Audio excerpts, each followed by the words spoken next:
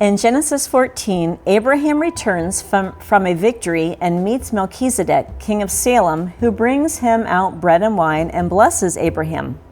The primary importance of Melchizedek is that he is a type of Christ. His name means King of Righteousness, and he is the King of Salem, which means peace, a city that will later become Jerusalem. He is a king and a priest, which are two roles that are rarely combined, but as such, he receives Abraham's tithes and blesses and gives bread and wine. He prefigures Jesus Christ, the high priest enthroned in the heavenly Jerusalem, who blesses us and offers himself as bread and wine. This is the most loving and sacrificial offering Christ has given to us. And Paul was reminding the Corinthians of this, but he has to admonish them because they have not demonstrated unity and love that should be characterized by the church. In those days, when the Lord's Supper was celebrated, it included a feast or fellowship meal followed by the Eucharist. Back then, the churches often met in homes of the rich, but the poor had to work long days, and by the time they arrived, the food was gone, and the poor went hungry.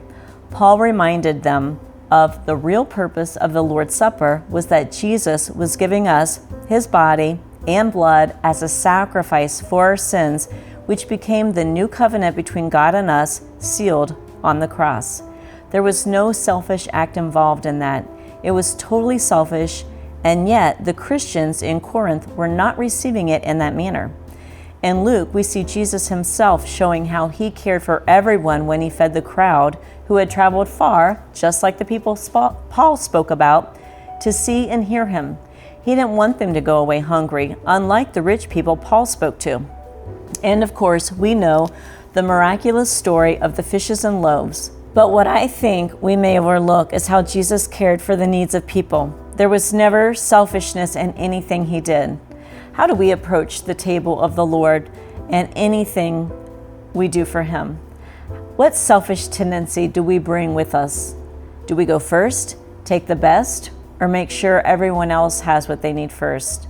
The King of Kings came and took the lowest place so that we could have the highest place with him.